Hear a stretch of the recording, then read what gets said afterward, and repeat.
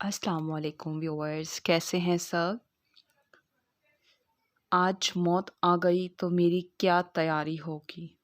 आशु, जल्दी से तैयार हो जाओ, मैं तुम्हें बाजार छोड़ आता हूँ। हादी ने जल्दी से इसे पुकारा। अच्छा भाई, ऐसा करना कि रास्ते में सना के घर के सामने 2 मिनट के लिए बाइक रोक लेना। सना के घर के सामने। अच्छा अच्छा। एकदम से इसके चेहरे पर मुस्कुराहट दौड़ गई। कहने लगा, आशु मुझे इसका नंबर दो, मुझे अच्छी लगती है। ये बात कहकर इसने कहका लगाया और कहा, चल बदतमीज, बाइक निकालो, फिर पहले ही बहुत देर हो गई है। और रही बात नंबर की, तो वो मोबाइल इसकी अम्मी का है। अगर तुम्हें इतनी पसंद है तो चलो रिश्ते की बात कर लेते हैं। चलो मेरी बेहतरीन दोस्त, मेरी भाभी बन जाएगी। आशु ने भी मुस्कुराते हुए जवाब दिया। हादी ने दिल ही दिल में कहा, कोई बात नहीं, जब मोबाइल ले लेगी तो नंबर आ ही जाएगा।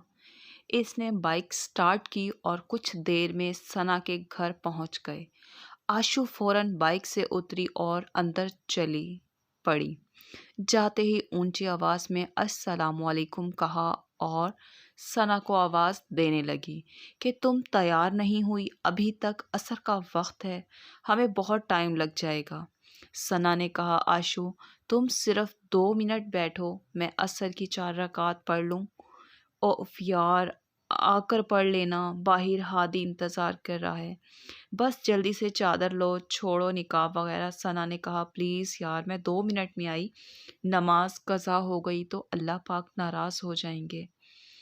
ये मेरी मौत आ गई तो मेरी क्या तैयारी हो गई। अच्छा अच्छा, पढ़ लो बाबा, अब बस चुप। खैर, इसने नमाज पढ़ी और चादर ली और निकाब किया और वो दोनों हादी के पीछे बैठकर बाजार चल दिए। आशु ने हादी को कहा, तुम घूम फिर आओ, जब मैं कॉल करूं तो आ जाना। हादी ने एक नज़र इनकी जानिब देखा और चुपचाप बाइक स्टार्ट करके चल पड़ा।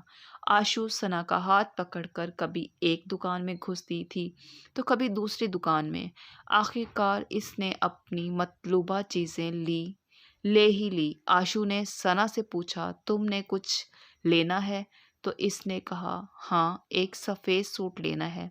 आशु का हाथ पकड़ा और आहिस्ता आहिस्ता चलते चलते एक दुकान में आ गई। भैया, मुझे सफ़ेद रंग का सूट दिखाएं जिसमें अच्छी कढ़ाई हो सके। सना ने दुकानदार को मुखातिब होते हुए कहा और आशु इसके पास बैठ गई।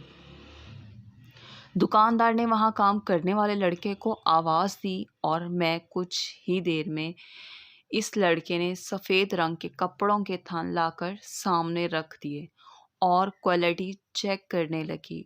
और इसने आशु से पूछा, कौन सा लेना चाहिए।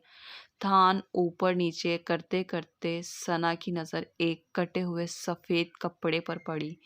इसने जल्दी से वो कपड़ा हाथ में लिया और आशु की तरफ इशारा करते हुए बोली, ये देखो कैसा है, शायद पूरा सूट की कटा हुआ है। इससे पहले कि वो इसे अपनी राय दे पाती, दुकानदार ने जल्दी से कपड़ा इसके हाथ से ले लिया। बाजी, आप इसे रहने दें, कोई और देख लें, शायद ये गलती से आ गया है। वो दोनों दुकानदार के इस रवैये पे हैरान हुई।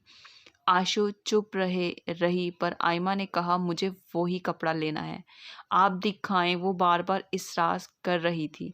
बाजी, ये कपड़ा कफन के लिए है, आप इसे रहने दें, ये गलती से यहाँ आ गया है, आप इसे रहने दें। दुकानदार के ये जवाब सुनकर दोनों के चेहरे के रंग उड़ गए। अगले ही लम्हे आशु ने अपने पर्स उठाया और वो दुकान के बाहर चली गई। आयमा ने आवाज़ दी, अरे मुझे तो अपने साथ आने दो। दुकानदार भी आवाज़ देने लगा, बाजी बात तो सुने। आयमा ने आज से पहले कभी इसे इतना परेशान नहीं देखा था। वो बहुत तेज़ी से चल रही थी और लगभग जैसे भाग रही हो। आयमा भी भागती हुई इसके साथ जा मिली। आशु ने हादी को फ़ोन किया, वो पहले ही इनके इंतज़ार में मतलूबा जगह पर खड़ा था। वो दोनों जल्दी से बाइक पर बैठी। आयमा نے پورے راستے سے تسلی دیتی آئی کہ تم اتنی چھوٹی سی بات پر پریشان ہو گئی ہو۔ آشو نے اس کی بات کا کوئی جواب نہ دیا۔ وہ گھر جاتے ہی اپنے کمرے میں چلی گئی۔ جب وہ پیچھے پیچھے اس کے کمرے میں گئی تو آشو مغرب کی نماز پڑھ رہی تھی۔ اس نے آشو کی حالت اس کی امی کو سنائی۔ وہ ہادی کی وجہ سے وہاں سے نکل آئی۔ اگلی صبح آشو کی امی نے اس کے اوپر سے کمبل ہٹایا، جلدی سے اٹھایا تو وہ گھبرا گئی۔ اس کی امی کی آنکھوں میں آنسو تھے۔ وہ ہڑبڑا سی گئی کہ آخر ہوا کیا ہے۔ کچھ بتائیں بنا ہی وہ آشو کے گھر لے گئی۔ وہاں پہنچتے ہی آئمہ کے پاؤں تلے سے زمین سرک گئی۔ آشو اب اس دنیا میں نہیں رہی تھی۔ وہ اب گھٹنوں کے بل اس کی لاش کے پاس بیٹھی تھی۔ دماغ کی نس پھٹنے سے اس کی موت واقع ہوئی۔ حیرانی اور پریشانی کے عالم میں اس کے اندر سے چیخ نکلی اور اس کے بعد وہ اپنے حواس میں نہ رہی۔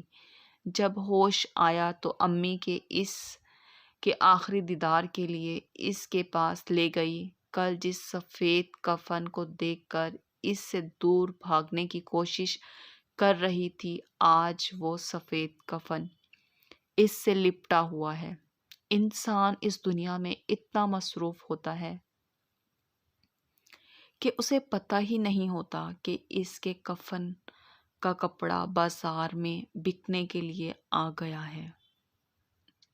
آئمہ کے بے سود اسے جنازے کے لیے جاتے دیکھ رہی تھی، مگر اس میں اتنی طاقت نہیں تھی کہ اسے روک سکے۔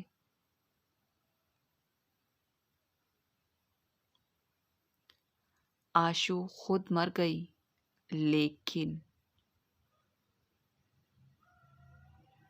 ایک میسج دے گئی، لیکن اس کو یہ بتا گئی کہ اگر نماز قضا ہو گئی تو اللہ پاک ہم سے ناراض ہوں گے۔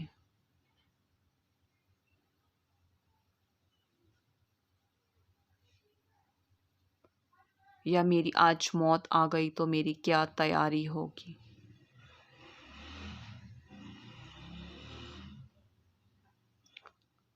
نماز قائم کرو اردو آفیشیل۔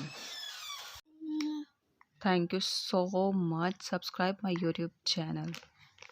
اللہ حافظ۔